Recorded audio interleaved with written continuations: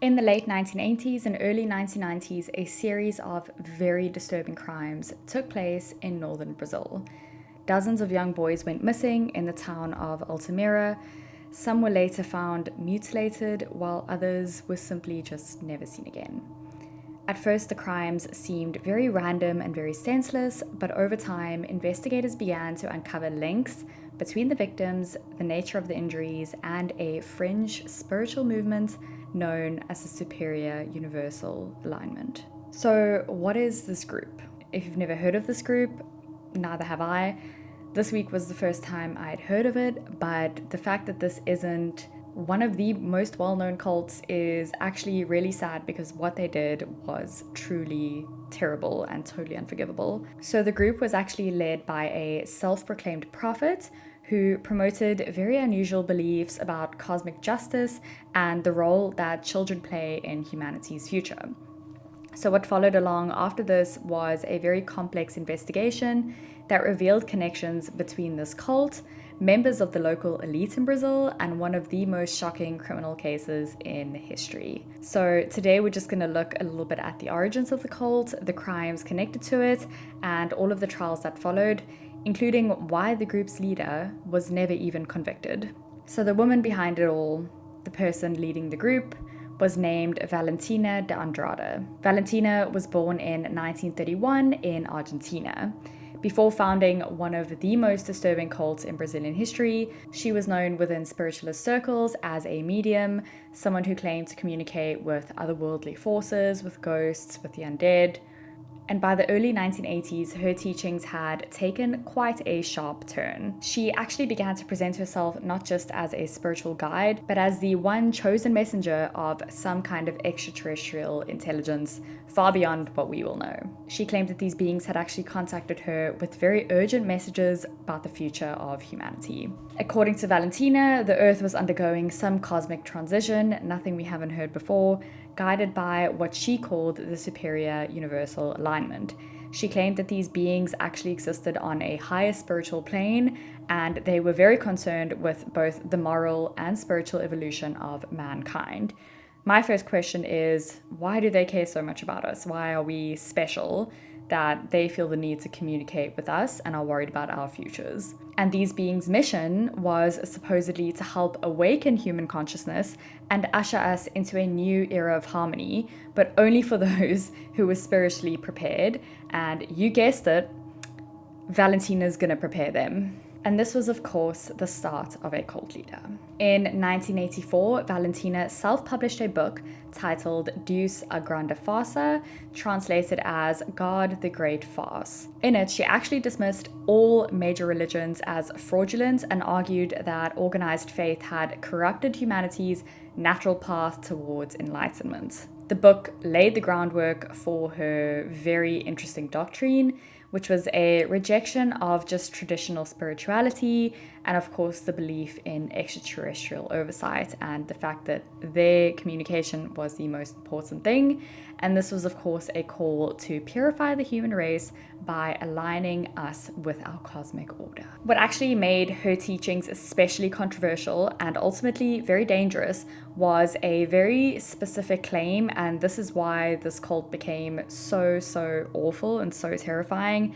The fact that children born after 1981 were spiritually deficient. Valentina actually taught that these children were completely soulless beings and obstacles to the advancement of the human race, and they were just inherently evil. They were just born evil. Her rationale was that they were actually born under an incorrect alignment of cosmic energy, and there was nothing that anyone could do to save them. According to her, they were just beyond redemption and should be completely removed from society, which is just sick.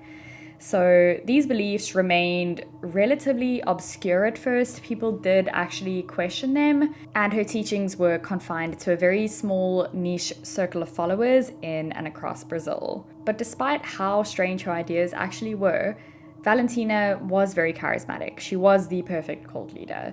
Her teachings definitely still attracted people who were searching for meaning outside of their traditional religion and traditional structures. Some were spiritual seekers, others were just highly educated professionals, including doctors, engineers, and public officials. The group gained a foothold in the northern state of Para, particularly in rural and underdeveloped areas, where institutions were very weak, education wasn't very good, and the suspicion of mainstream religion was more common. So over time, the Superior Universal Alignment began to function more like a tightly controlled sect than a spiritual movement. Valentina's followers referred to her as a leader with near-divine insight, and meetings were held in secret. Members were encouraged to completely distance themselves from outsiders, including family members, of course, who did not accept the group's belief, because this was now their main purpose in life, was to follow Valentina and her teachings. What was less obvious to the public was that these teachings were not just symbolic or theoretical. They were beginning to justify real-world behavior, and she was using this to gain more followers and, of course, to make people believe her. The idea that some of the children were spiritually flawed, which is quite an abstract concept and something that most people probably didn't believe at first, began to manifest in ways that were very physical, violent, and completely illegal. In the coming years, these teachings would be connected to one of Brazil's most chilling criminal cases, involving the systematic targeting of very young boys. But before the first crime was ever reported, the belief system was already in place, and the foundation had been laid by Valentina's very disturbing doctrine.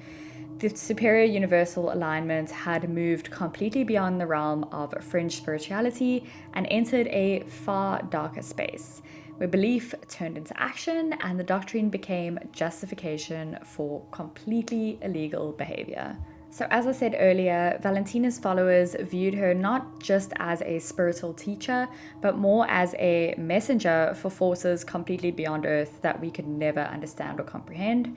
She claimed to be in direct communication with cosmic intelligences who had chosen her specifically to warn humanity about its coming transformation. Unlike these typical apocalyptic cults, which often set very specific dates for the end of the world, Valentina's prophecies were a lot more abstract. The transformation was actually ongoing and quite spiritual in nature, and only those who followed her teachings would survive or evolve. The cult's belief system was based on a combination of spiritual elitism and anti-religious sentiments, and of course, metaphysical determinism. I don't know why I said of course there, because I didn't know what it was until I looked it up either. Traditional religion was completely condemned as a tool of control and ignorance. Humanity, they believed, had quite literally been misled for centuries by false prophets and institutions. Salvation would not come from prayer or repentance, forget that. It will come from understanding the true nature of the universe and aligning oneself with its superior forces through Valentina herself. And of course, she was the only reliable channel for this truth. No one else had been chosen. A central feature in their ideology was actually the belief in reincarnation and karmic energy, so like karma, but distorted in a way that made spiritual worth something you were born either with or without. According to the cult's teachings, some people, especially the children born after 1981, lacked a kind of divine spark. They were believed to be reincarnations of failed souls or being born under the wrong cosmic conditions, like I said earlier.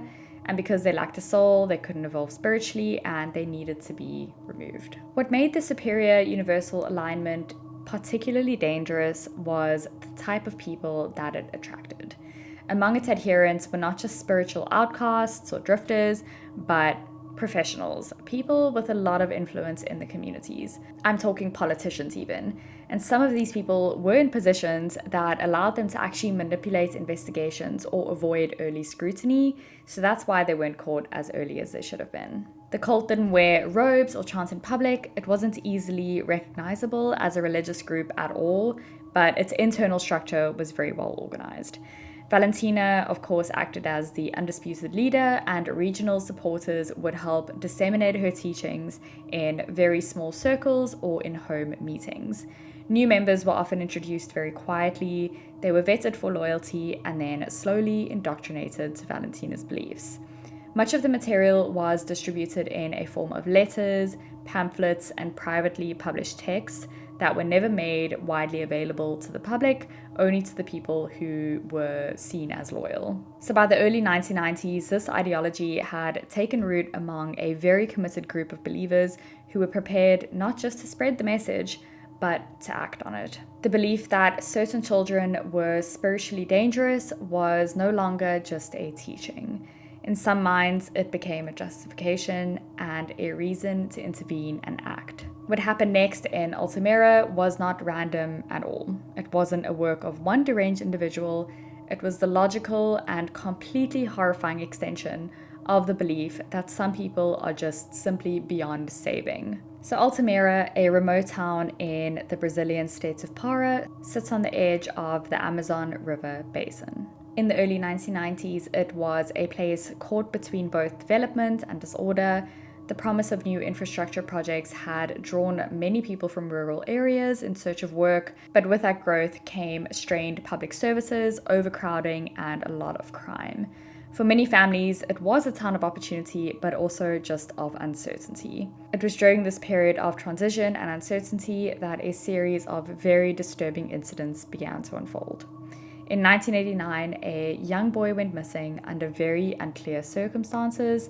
At first, his disappearance was treated as just an isolated case, not uncommon in a place where poverty and very weak law enforcement sometimes left children quite vulnerable to crime. But then another boy vanished, and then another. And over the following months and into the early 1990s, a number of missing children, specifically boys between the ages of 8 and 13, began to grow, and these numbers were way too big for it to just simply be a coincidence. As the disappearances continued, parents in Altamira began noticing this chilling pattern. The victims were all young boys.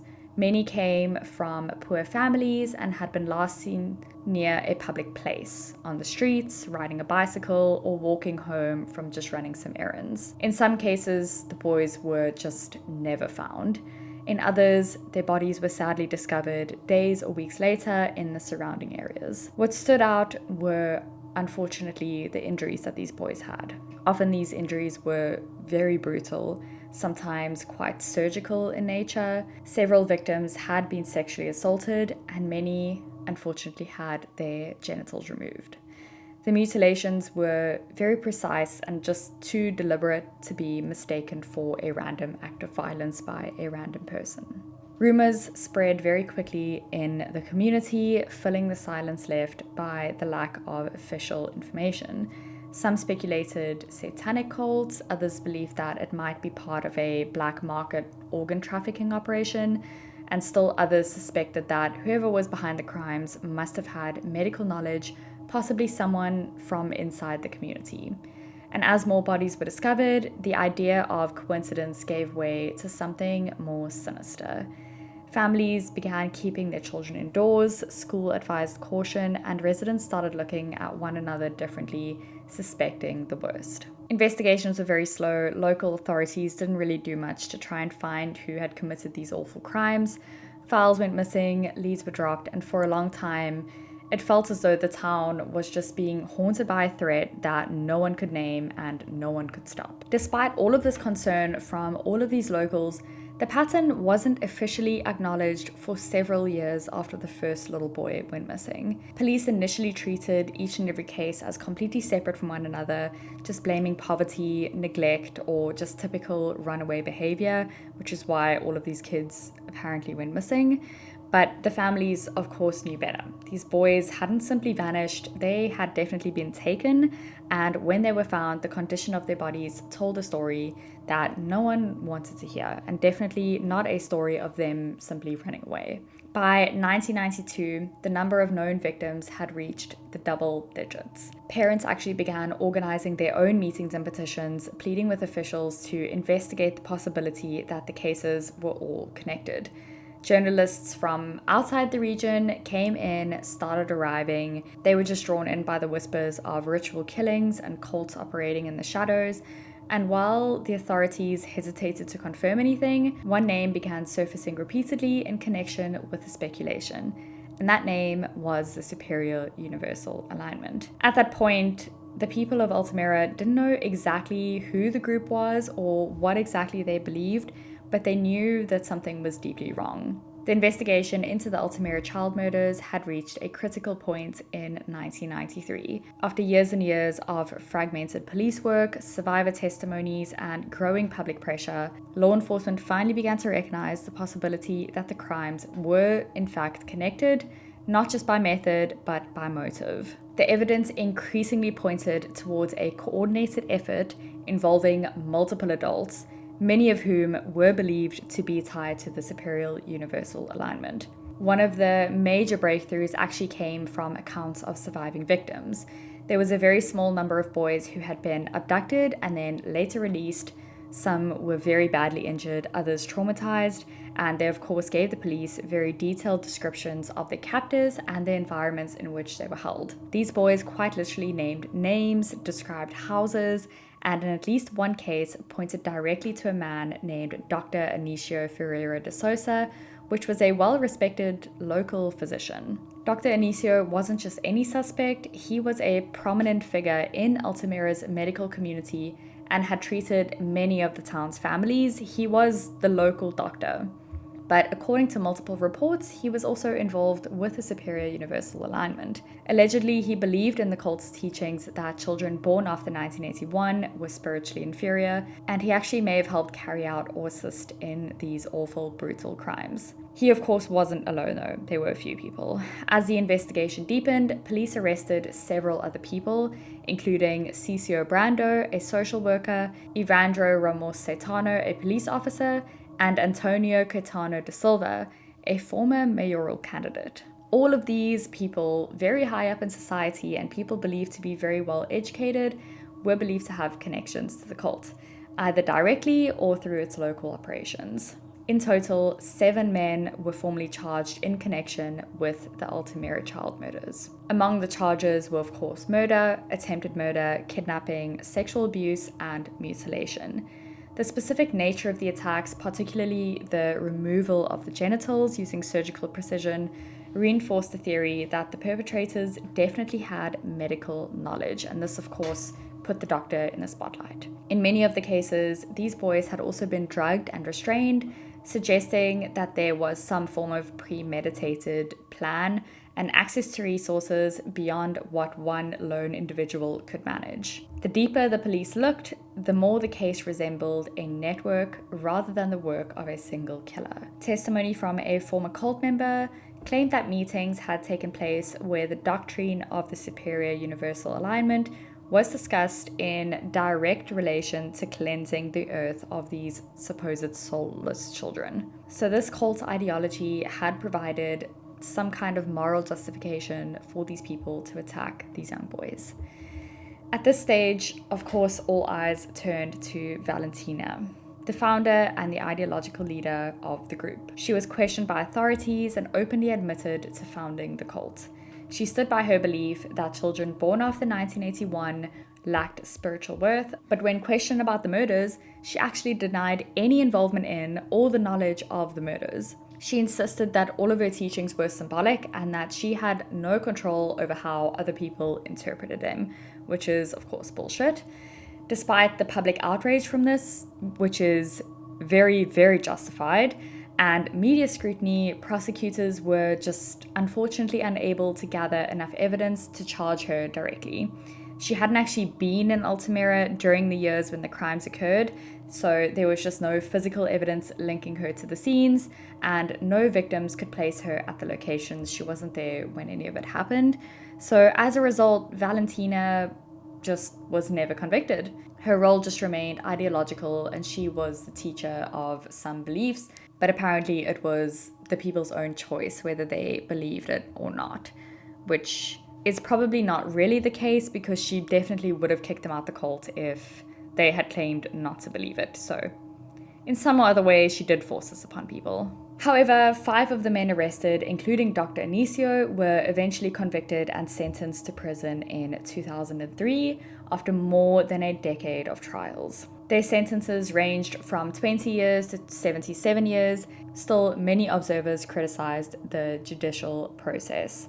The case had dragged on for years and years and years. Key evidence was lost or just purely handled, and some suspects were acquitted entirely. To this day, many Brazilians believe that the full truth of the Altamira case was never brought to life. Some see it as a perfect example of how power and status shielded the guilty, while others argue that Valentina's cult operated with greater reach than authorities ever even acknowledged. What is clear is that this doctrine had crossed into violence and real children suffered because of it. My question in all of this is, why did it take so long for the cases to come together and for authorities to figure out that this was planned by one group of people? Why did other people make the connection but they didn't, and why did they not listen to the people making the connection? Why had key evidence disappeared during the trials, and how deep did this network really go? I have a feeling that there were a lot more people involved, especially if the number of children who unfortunately passed away was in the double digits. This was definitely not only the work of 5 men on their own. And did this continue afterwards? Was it continuing somewhere else in the world? Today, the Superior Universal Alignment is no longer active in any organized way that we know of, but the Altamira case obviously remains one of Brazil's most disturbing criminal cases. And this is not only because they were so brutal and acted upon on children, but because they were carried out by very respected people in the communities, and these people were just sucked into this cult and sucked into the ideology. People you would never expect to believe this sort of thing, and they ended up being murderers and some of the main people in the cult. So yeah, this case was very scary. I must admit, when I was reading through it, I was very shocked that this even happened in the first place, and it's truly sad that someone can force this belief that children are just not worth keeping on the earth on you enough for you to act on it. It's completely insane. But if you enjoy this kind of content and if you enjoy this kind of video, then please don't forget to like this video and subscribe. And please let me know what your thoughts are about this case in the comments. And also please let me know if you had heard of this before this video, because I don't think many people have. But I hope that you have an amazing week, and I will see you next week for another video.